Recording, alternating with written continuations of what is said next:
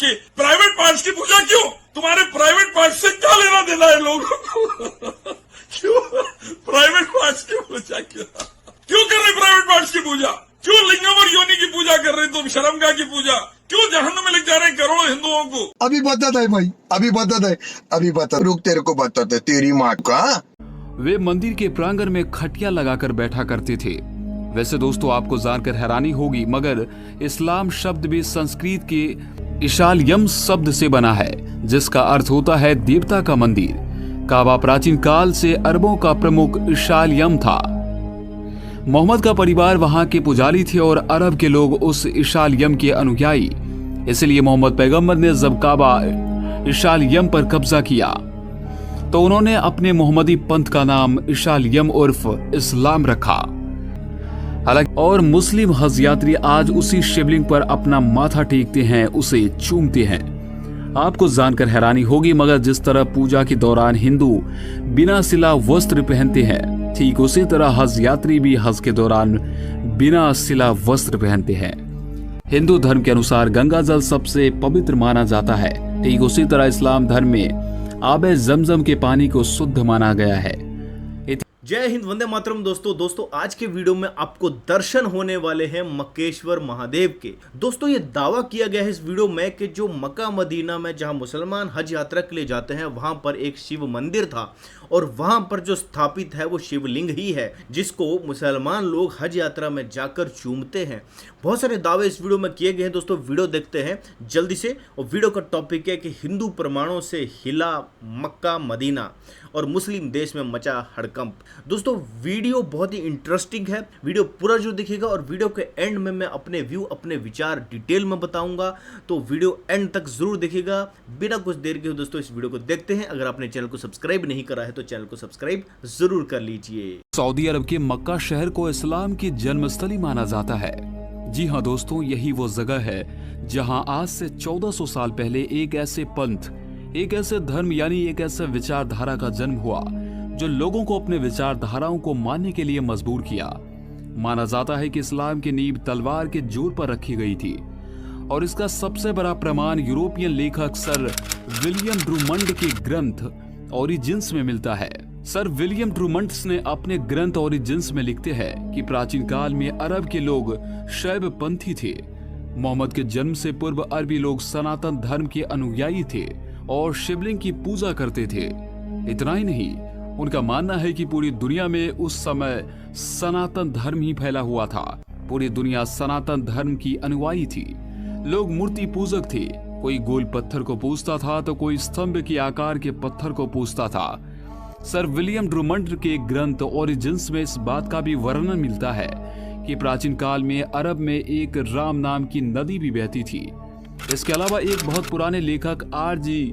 Wallace अपनी किताब memories of India में लिखते हैं कि प्राचीन काल में उत्तरी ईरान से लेकर अरब प्रदेशों तक बड़ी संख्या में सनातन धर्म के अनुयायी रहते थे। ये किसी दूसरे देश से आकर नहीं बसे थे, बल्कि ये लोग वहां के प्राचीन निवासी थे। लेकिन जब अरब के रेगिस्तान में इस्लाम का जन्म हुआ तो इस्लामी खलीफाओं ने जबरन दूसरे धर्म के लोगों को मुसलमान बनने के लिए मजबूर किया। जिन लोगों ने इस्लाम धर्म नहीं अपनाया उनका कत्लेआम हुआ। उनके बहन बेटियों के साथ शारीरिक संबंध बनाए और उनसे बच्चे पैदा किए और इस्लाम को बढ़ावा दिया। ये बात जानकर आपको बेहद हैरानी होगी, मगर इस्लामी ज्ञान कोश में लिखा है कि काबा में पहले हिंदू मंदिर मौजूद था और उस मंदिर में 360 देवी देवताओं की मूर्तियां हुआ करती थी और मोहम्मद के दादा उस मंदिर के पुरोहित थे। वे मंदिर के प्रांगण में खटिया लगाकर बैठा करते थे। वैसे दोस्तों आपको जानकर हैरानी होगी, मगर इस्लाम शब्द भी संस्कृत के इशालयम शब्द से बना है, जिसका अर्थ होता है देवता का मंदिर। काबा प्राचीन काल से अरबों का प्रमुख इशालयम था। मोहम्मद का परिवार वहां के पुजारी थे और अरब के लोग उस इशालयम के अनुयायी। इसलिए मोहम्मद पैगंबर ने जब काबा इशालयम पर कब्जा किया तो उन्होंने अपने मोहम्मदी पंथ का नाम इशालयम उर्फ इस्लाम रखा। कहानियों की माने तो मोहम्मद साहब ने जब काबा मंदिर पर हमला किया तब मक्का की सुरक्षा का दायित्व एक अति प्राचीन हिंदू कुल का मुखिया अमरू के जिम्मे था। तो दोस्तों यहाँ पर अक्सर हम ढूंढते हैं कि इस्लाम शब्द कहाँ से आया, तो इस्लाम शब्द जो है वो इशालयम एक संस्कृत का शब्द है जिसका मतलब है देवता का घर, देवता का मंदिर। तो इशालयम का जो है वो ट्रांसलेट मतलब उसको कर दो या बोलचाल की भाषा में बोल दो तो इशालयम से ही इस्लाम बना है, इशालयम से इस्लाम बना है। तो अक्सर आप ढूंढते हो, बोलते हैं मुस्लिम का मतलब है सबमिटेड टू गॉड, क्योंकि सनातन धर्म ही एक ऐसा धर्म है जिससे बहुत सारे मत पंथ और संप्रदाय बने हैं। तो इस्लाम जो है वो कोई धर्म नहीं है, इस्लाम एक मजहब है और मजहब जो है वो पंथों की श्रेणी में आता है। सनातन धर्म में बहुत सारे समुदाय होते हैं, मत होते हैं, संप्रदाय होते हैं। जैसे कि अगर आप बोलो कि सनातन धर्म में जो अघोर पंथ है तो उसको एक पंथ बोला जा सकता है। तो सनातन धर्म से बहुत सारे समुदाय निकले हुए हैं, तो उसी में ये जो मजहब है वहाँ पे कुछ कुछ चीज़ें ले ली गई। और वैसे तो ये अब्राहमिक रिलीजन है, ये कहा जाता है कि इस्लाम जो है कि अब्राहमिक रिलीजन है, सबको पता है। लेकिन इन्होंने जो स्टोरियाँ ली, क्योंकि क्या होता है ना, धर्म का ह्रास हो जाता है, लोग भूल जाते हैं जो अपने कोर चीज़ें हैं, कोर वैल्यू, उसको धीरे धीरे लोग भूलते चले जाते हैं। वैसा ही अरब की धरती पर भी हुआ था कि लोग अपने कोर सनातन की जो चीज़ें थी उसको भूलते चले गए और धीरे धीरे वो एक विकृति का रूप ले लिया और उसने बहुत सारी चीज़ें अब्राहमिक चीज़ों से ले ली। जैसे कि जो यहूदी हैं, यहूदियत से ही ईसाईयत बनी है और यहूदी और ईसाईयत का मिक्सचर करके जो इस्लाम जो है वो बना है। तो इस्लाम का शब्द भी जो है वो संस्कृत भाषा से ही लिया गया है। तो इस वीडियो में बहुत ही बढ़िया तरीके से इस चीज़ को एक्सप्लेन किया गया। आगे का वीडियो देखते हैं, बहुत ही इंटरेस्टिंग है। हालांकि दोस्तों, इस्लाम की ईंट इसी बात पर टिकी है कि दूसरे के धर्म को नष्ट करो और उनके धार्मिक स्थलों को तोड़कर उन पर मस्जिद और मकबरे का निर्माण करवाओ। इस काम में जो समुदाय या वर्ग आगे आने की हिम्मत दिखाए उसे मौत के घाट उतार दो।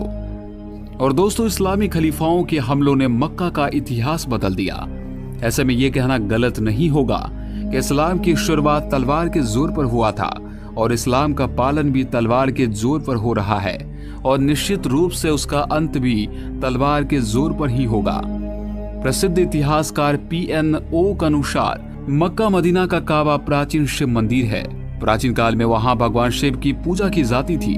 काबा में मौजूद ब्लैक स्टोन प्राचीन काल में शिवलिंग था। आपको जानकर हैरानी होगी, लेकिन हज के दौरान हज यात्री संग अश्वेत को पूजते हैं जो मक्केश्वर महादेव जी का ही अवशेष है। हालांकि दोस्तों, जब दुनिया में सबसे प्राचीन धर्म यानी कि सनातन धर्म के अनुयायी मक्केश्वर महादेव के प्रमाणों की बात करते हैं तो ये तथा कथित इस्लामिक विद्वान और सेक्युलर हिंदू इसका मजाक उड़ाते हैं। जबकि अगर देखा जाए तो दुनिया के कोने कोने में सनातन संस्कृति के हजारों हजार प्रमाण मिल रहे हैं।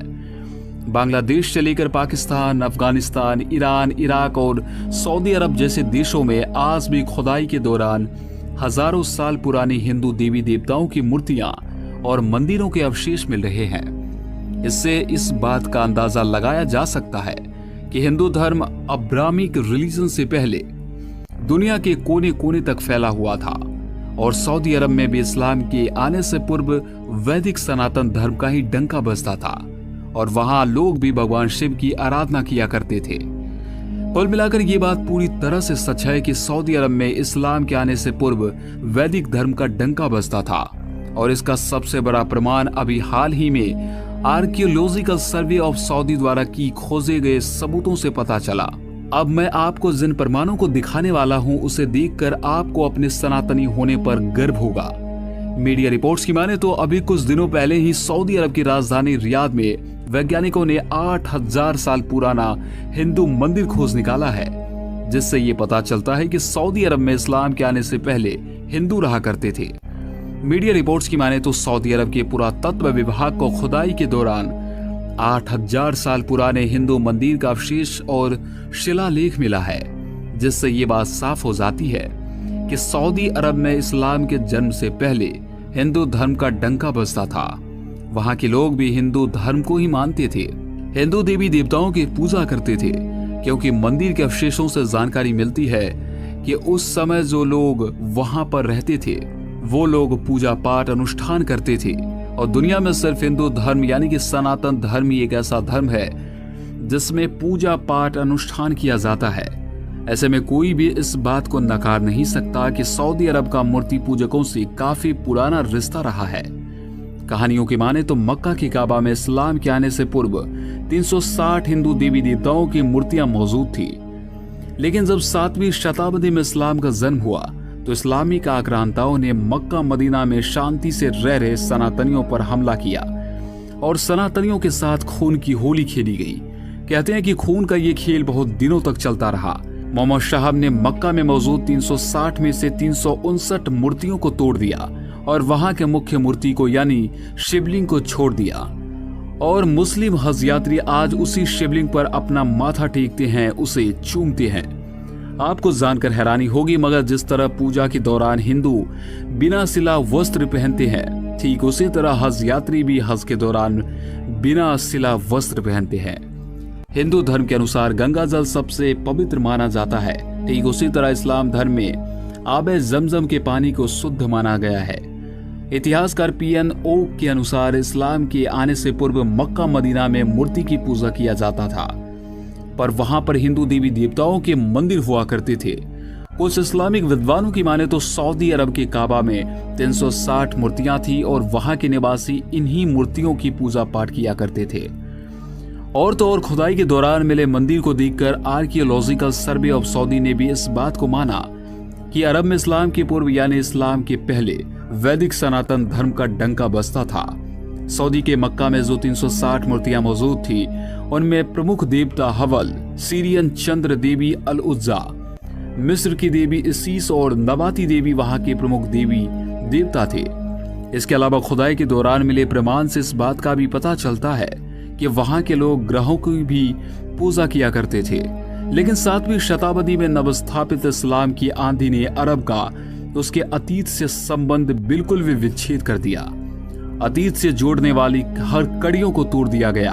अपने नए धर्म के निर्माण के लिए पुराना ढांचा यानी मंदिरों और पूजा स्थलों को गिरा दिया गया। कहा जाता है कि मोहम्मद साहब ने सनातन धर्म के सभी प्रतीकों यानी चिन्हों को मिटाने का आदेश दिया था, जिसके बाद सभी मूर्तियों को तोड़ दी गई, धर्म ग्रंथों एवं पांडुलिपि नष्ट कर दी गई, विश्वविद्यालय और पुस्तकालय जला दिए गए, सांस्कृतिक केंद्रों को लूटा गया, विद्वानों की निर्ममता पूर्वक हत्याएं की गई, अर्थात हर वो वस्तु जो अतीत से संबंध जोड़ती थी उन्हें नष्ट कर दिया गया। फिलहाल दोस्तों, वीडियो में दी गई जानकारी से आप कितना सहमत है कमेंट सेक्शन में जरूर बताएं और भी अधिक जानकारियों के लिए हमारे चैनल को सब्सक्राइब करना बिल्कुल न भूलें। तो दोस्तों, इस वीडियो से आपको ये जानकारी जरूर मिली होगी कि सनातन धर्म कितना पुराना है, पूरी दुनिया में फैला हुआ था। और जो लोग ये बोलते हैं कि सिर्फ देवी देवता भारत में ही क्यों पाए जाते हैं, हम अमेरिका जाते हैं, हम जापान जाते हैं, तो वहाँ पर हमारे को वैसे देवी देवता क्यों नहीं मिलते हैं जैसे भारत में है। दोस्तों, मिस्र की सभ्यता, मेसोपोटामिया की सभ्यता, इजिप्ट की सभ्यता, अगर आप इन सभ्यताओं पर ध्यान से नजर डालोगे तो इन सभ्यताओं में जिस ढंग से पूजा पाठ किया जाता था, यानी कि मूर्तियां बनाकर पूजा की जाती थी, वो कहीं ना कहीं सनातन धर्म से ही प्रेरित थी। तो यानी कि ये कहना गलत नहीं होगा कि इजिप्ट की सभ्यता, मेसोपोटामिया की सभ्यता और मिस्र की सभ्यता जो है वो कहीं ना कहीं सनातन वैदिक धर्म की ओर ही इशारा करती है। दोस्तों, सिंधु घाटी की सभ्यता और हड़प्पा की सभ्यता की अगर बात करो तो वहां पर भी ऐसे प्रमाण मिलते हैं जिससे ये पता चलता है कि वहां पर जो सभ्यताएं थी कहीं ना कहीं सनातन संस्कृति की ही सभ्यताएं थी। और सनोली में जो ताजा खुदाई हुई है उसमें जो रथ और हथियार मिले हैं वो कहीं ना कहीं महाभारत काल की तरफ इशारा करते हैं। सनोली और राखीगढ़ी में की गई खुदाई में मिले हुए प्रमाण ये बताते हैं कि महाभारत का युद्ध हुआ था, क्योंकि वहां पर रथ वैसे ही मिले हैं जैसे कि वेदों में वर्णित हैं। वेदों में जैसे रथ बताए गए हैं वैसे रथों के वहां पर हूबहू अवशेष मिले हैं, तलवारें मिली हैं दोस्तों। लेकिन कुछ लिबरल खैर उसको भी डिनाइल करेंगे, क्योंकि ये कभी मानने को तैयार ही नहीं है कि सनातन संस्कृति इतनी पुरानी भी हो सकती है। इस वीडियो में जैसा कि बताया गया कि मक्का मदीना में जिसके इर्द गिर्द मुसलमान चक्कर लगाते हैं वो कभी शिव जी का मंदिर होता था और वहां पर शिवलिंग ही है, जिस काले पत्थर को मुसलमान लोग वहां पर जाकर चूमते हैं और ये कहते हैं कि ये पत्थर जन्नत का पत्थर है। बेसिकली वो खंडित शिवलिंग ही है। अब एक इलियासुद्दीन करके एक मुल्ला था जो कुछ टाइम पहले आपने टीवी पे देखा, जो हमारे शिवलिंग का मजाक उड़ाता है, कहता तुम प्राइवेट पार्ट की पूजा काय को करता है। उस इलियासुद्दीन को मैं ये बताना चाहता हूँ कि जिस मक्का मदीना में जाकर आप हज यात्रा पे जाते हो और हर मुसलमान का एक जीवन का एक लक्ष्य होता है वो हज यात्रा पे जरूर जाए, हम उसका विरोध नहीं करते हैं। आप जाइए अपनी हज यात्रा पे, वहाँ पर पूजा पाठ कीजिए, क्योंकि जो पूजा पाठ आप कर रहे हो वो सनातन संस्कृति के ही आधार पर है। आप वहाँ पर जिसकी पूजा करते हो वो शिवलिंग ही है और वहाँ पर जो प्रमाण मिले हैं वो शिवलिंग के ही मिले हैं और वहाँ पर शिव जी का मंदिर भी है। भविष्य पुराण में भी इस चीज के प्रमाण मिलते हैं कि जो मक्का मदीना में शिव जी का मंदिर ही था। तो बहुत सारी ऐसी चीजें, अब इन लोगों ने वहां पर अपना संस्कृति का प्रचार प्रसार किया और इस्लाम को बढ़ाया, तो ये अपने हिसाब से इन्होंने फिर नया दीन का नाम देकर उसे प्रचारित प्रसारित कर रहे हैं। अब मैं एक मजहब बना दूं और अपने 20-25 हजार 30 हजार अनुयायी बना दूं, या मैं धीरे धीरे करके लोगों को तलवार के जोर पर सलवार पहना दूं और डर के मारे लोग जो मेरे दीन में आ जाएं, तो फिर आपको मैं ये बोलूं कि जो मैं कह रहा हूं वही भगवान है, बाकी कोई भगवान है ही नहीं। और अगर कोई उसका विरोध करे तो उसको मारो काटो। अगर मैं ऐसे करूं तो लोग डर के मारे इस्लाम में आ ही जाएंगे। तो दोस्तों ऐसी ही इतिहास इन चीजों से भरा पड़ा है कि कैसे मत पंथ संप्रदाय और मजहबों का निर्माण किया गया। दोस्तों हम किसी मत पंथ संप्रदाय या मजहबों के अगेंस्ट में नहीं है, लेकिन अगर मत पंथ संप्रदाय जो है वो इंसानियत के अगेंस्ट में हो जाता है तो फिर आपको उसका विरोध करना ही चाहिए। लोगों को सच्चाई बताना ही हमारा पर्पस होना चाहिए। हम ये नहीं कहते हैं कि कौन गलत है कौन सही है, इस चीज का डिसीजन करने वाले हम इंसान होते कौन है, भगवान कौन है, इस चीज का डिसीजन लेने वाले हम इंसान होते कौन है, हमारी औकात ही क्या है उस ईश्वर उस परम तत्व तक पहुंचने की। लोगों ने अलग अलग तरीके से उसे डिफाइन किया, अपनी अपनी किताबों में अपनी अपनी किताबें लिखी और उसमें भी चीजों को डिफाइन किया और बोला कि जो मैं सोच रहा हूं वही तुम्हें भी सोचना है, जो मैं मानता हूं वही तुम्हें भी मानना है, अगर तुम नहीं मानोगे तो मैं आपको मार डालूंगा। ऐसी सोच वाले लोग दोस्तों समाज के लिए खतरनाक है। ऐसी सोच वाले मजहब समाज के लिए बहुत ही घातक है और घातक हुए भी हैं। ताजा एग्जाम्पल भारत और पाकिस्तान का बंटवारा था, और उससे भी आप पीछे हिस्ट्री में चले जाओ तो इन मजहबों के नाम पर ना जाने कितनी लूट की गई, कितने कत्लेआम की गए, मासूम लोगों को मारा गया, बच्चों को मारा गया, महिलाओं को प्रताड़ित किया गया। इन मजहबों ने दुनिया में हमेशा डिस्ट्रक्शन ही की है और आने वाले टाइम में भी ये लोग डिस्ट्रक्शन ही करेंगे। आज भारत में एक बहुत बड़ा खतरा पनप रहा है जिसकी तरफ हर किसी को सोचना चाहिए, लेकिन सरकारें उसको सेकुलरिज्म के तरपाल से ढक देती हैं ताकि दंगे फसाद ना हो। चलो बात मान ली सेकुलरिज्म की वजह से दंगे फसाद नहीं होते हैं, लेकिन क्या सेकुलरिज्म का ठेका सिर्फ सनातन हिंदुओं ने ही उठा रखा है? क्या हिंदुओं को ही सेकुलर बनना चाहिए और जो कट्टरपंथी हैं उनको सेकुलर नहीं होना चाहिए? वो तो अपने मजहब के ऊपर पूरे के पूरे अडिग हैं। वो ये कहते हैं कि हम अपने मजहब से नहीं हटेंगे। इसी को कट्टरवाद कहा जाता है और सेकुलरिज्म का सारा ठेका जो है वो हिंदुओं पे डाल दिया जाता है। क्या ये सही है आपकी नजर में? दोस्तों कमेंट में जरूर बताइए। क्या सेकुलरिज्म का ठेका सिर्फ नॉन मुस्लिम्स को ही लेना चाहिए? मुस्लिम का कोई फर्ज नहीं बनता है, बिकॉज उनके जो दीन है, उनका जो मजहब है, उसकी शिक्षा ही ऐसी है कि वो सेकुलर बन ही नहीं सकते हैं। वो रिफॉर्म होने को भी तैयार नहीं है और सेकुलर बनने को भी तैयार नहीं है। ये एक बहुत बड़ा प्रश्न चिन्ह है हमारे समाज के ऊपर कि हमारा समाज कहाँ जाएगा। दोस्तों इसी उम्मीद के साथ कि समाज के लोग इस चीज को समझेंगे और ये मजहबी कट्टरपंथी भी इस चीज को जरूर समझेंगे और समाज में शांति स्थापित करने में पूरे समाज की मदद करेंगे। दोस्तों इसी उम्मीद के साथ आज का वीडियो समाप्त करता हूं। आपको ये वीडियो से क्या जानकारी अच्छी लगी आप कमेंट बॉक्स में जरूर बताइए। आप मेरे इस वीडियो से एग्री भी हो सकते हैं, डिसएग्री भी हो सकते हैं, वो पूरी की पूरी तरह आपके ऊपर ही निर्भर करता है। हम कट्टरपंथियों की तरह कभी भी अपनी सोच दूसरे के ऊपर नहीं थोपते हैं। तो दोस्तों इसी के साथ वीडियो समाप्त करता हूं। मिलूंगा नेक्स्ट वीडियो में, तब तक दोस्तों जय हिंद, वंदे मातरम।